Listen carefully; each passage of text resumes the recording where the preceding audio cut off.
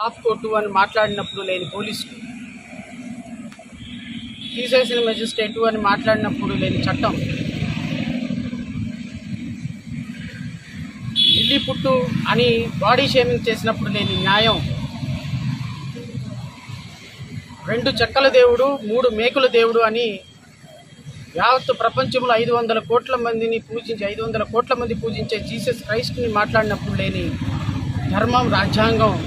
ఈరోజు ఉప ముఖ్యమంత్రి పవన్ కళ్యాణ్ అనేటువంటి ఒక వ్యక్తి సింపుల్గా ఒక మాట అన్నాడు అని మాట్లాడిన రిఫరెన్స్ కోసం ఈరోజు ప్రశ్నారావణ్ని తీసుకొచ్చి అరెస్ట్ చేశారు.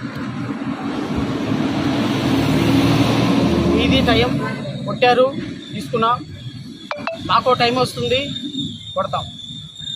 ఇది మీరు రాసి పెట్టుకోండి. రాబోయే కాలంలో ఇదే గతి ఈ పాలకులకు పట్టబోతుంది. రాబోయే కాలంలో ఇదే విధానాలు మేము కూడా అవలంబిస్తే మీరు ఎక్కడికి వెళ్తారో చూసుకోండి. ఏదైనప్పటికీ చట్టం మీద, న్యాయం మీద మాకు గౌరవం ఉంది. ఖచ్చితంగా చట్టం, న్యాయం అనేది గెలుస్తుంది. డాక్టర్ బిఆర్ అంబేద్కర్ గారు రాసిన రాజ్యాంగంలో చట్టాలు ఎప్పటికీ కూడా ఒక వ్యక్తి ప్రాథమిక హక్కుని ఖచ్చితంగా వెలువరిస్తాయి.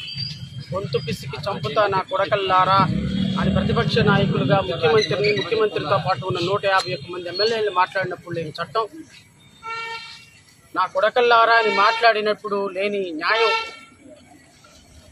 ఒక్కొక్క నా కొడుకుని మక్కిలు ఎరగొడతానని చేసినటువంటి మాటలు ఉప ముఖ్యమంత్రి అయిన తర్వాత ఒక్కొక్కడికి యోగి ఆదిత్యనాథ్ ట్రీట్మెంట్ ఉంటుంది. కాళ్ళకి కాళ్ళు, కీళ్ళకి కీళ్లు ఎరగొట్టి అరచేతిలో రేఖలు మార్చేస్తానని గౌరవ ఉప ముఖ్యమంత్రి గారు చేసినప్పుడు మాటలు మాట్లాడినప్పుడు లేని చట్టం, న్యాయం, ధర్మం. ఈరోజు ఆయన మాట్లాడినటువంటి మాటని ఒక రిఫరెన్స్గా తీసుకుంటే వస్తుందా? ఒక చట్టం వస్తుందా? ఒక చిన్న మాట అన్నందుకు ఈరోజు అరెస్ట్ చేసి ప్రశ్నించే గొంతుని లోపల పెడతారు. ఎక్కడికి వెళ్తారు? ఈరోజు మీది, రేపు మాది. ఒకరోజు మాకు టైం వస్తుంది. నిన్న కాక మొన్న మీ పంతం నానాజీ ఒక ఎమ్మెల్యే ఒక మాజీ ముఖ్యమంత్రిని పట్టుకొని నా కొడక అని మాట్లాడినప్పుడు లేని చట్టం, న్యాయం ఈరోజు మీకు గుర్తొచ్చిందా? ఎవరు ఎలా మాట్లాడుతున్నారు, సామాజిక మాధ్యమాల్లో ఎన్ని మాటలు మాట్లాడుతున్నారు మీకు చూడటం లేదా? ఈరోజు రఘురామకృష్ణరాజు ఒక హానరబుల్ డిప్యూటీ స్పీకర్ పదవిలో కూర్చొని తీసేసిన మెజిస్ట్రేటు, హాఫ్ కోర్టు, ఢిల్లీ పుట్టు అని మాట్లాడినప్పుడు ఏమైపోయింది ఆ గౌరవం? మాటకు మాట అన్నాం, మేము కూడా అన్నాం. గౌరవ ఉప ముఖ్యమంత్రి గారు పవన్ కళ్యాణ్ గారు, నేను 3 సంవత్సరాలు నన్ను వేధిస్తే వెంటాడితే నా కొడకల్లారా అని అన్నాను. నేను 151 మంది ఎమ్మెల్యేలని ఒక ముఖ్యమంత్రిని పట్టుకొని వైసీపీ నా కొడకల్లారా అని చెప్పు చూపించాడే. ఆ చెప్పు చూపించిన విధానం మాకు వర్తించదా? నేను డబ్బులు తీసుకున్నాను వైసీపీ దగ్గర అని అధికారికంగా ఒక లెటర్ హ్యాడ్ రిలీజ్ చేశారే వైసీపీ జనసేన కార్యకర్తలు. జనసేన వైసీపీ అధికారికంగా లెటర్ హ్యాడ్ మీద ఒక ప్రకటన ఇచ్చిందే.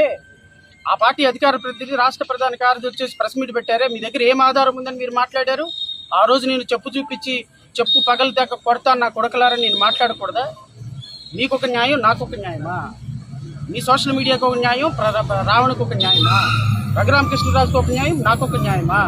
రఘురామకృష్ణరాజు రాజ్యాంగబద్ధ పదవిలో కూర్చొని ఇష్టం వచ్చినట్టు లిల్లీ పుట్టు, ఒక రాజ్యాంగబద్ధ పదవిలో కూర్చున్న వ్యక్తి ఒక వ్యక్తిని పట్టుకుని లిల్లీ పుట్టు అనొచ్చా? అది బాడీ షేమింగ్ కాదా? నువ్వు నన్ను లిల్లీ పుట్టాను, నేను కోస్తే 3 రోజులకు సరిపోతావు, దున్నపోతున్నాను, లేకపోతే పంది అన్నాను, తప్పేముంది? నువ్వు నన్ను లిల్లీ పుట్టు అంటే నేను అన్నా?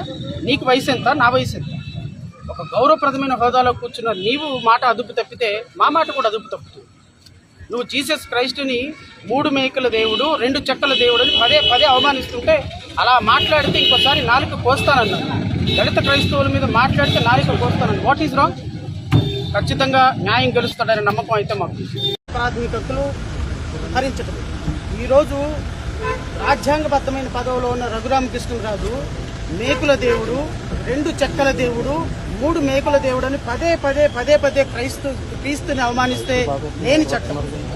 ఈరోజు జడా శ్రవణ్ కుమారు తీసేసిన మెజిస్ట్రేటు అని, ఢిల్లీ పుట్టు అని, హాఫ్ కోర్టు అని, ఫుల్ కోర్టు అని పదే బాడీ షేమింగ్ చేయటం ఒక రాజ్యాంగబద్ధ పదవిలో ఉన్నటువంటి గౌరవ డిప్యూటీ స్పీకర్ గారికి అది అసంబద్ధమా? అది కరెక్ట్ అయితే నేను మాట్లాడిన మాట కూడా పనిషబుల్.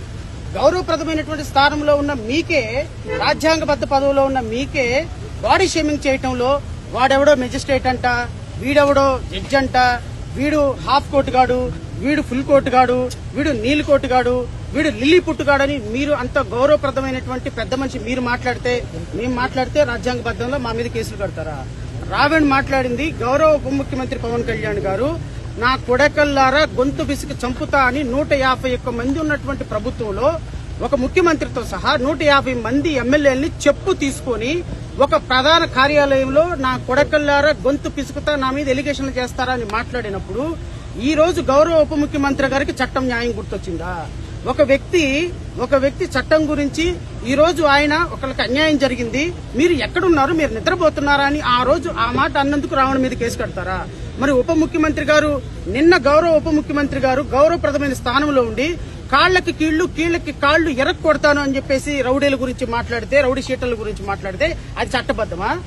యోగి ఆదిత్యనాథ్ ట్రీట్మెంట్ ఇప్పిస్తాను, మోకాళ్ళ చిప్పలు అరగదీస్తానని ఒక ఉప ముఖ్యమంత్రి స్థానంలో మాట్లాడటం అది రాజ్యాంగబద్దమా? అది న్యాయబద్దమా? దానికి కేసులు ఉండవా? నిన్నగాక మొన్న పంతం నానాజీ మాజీ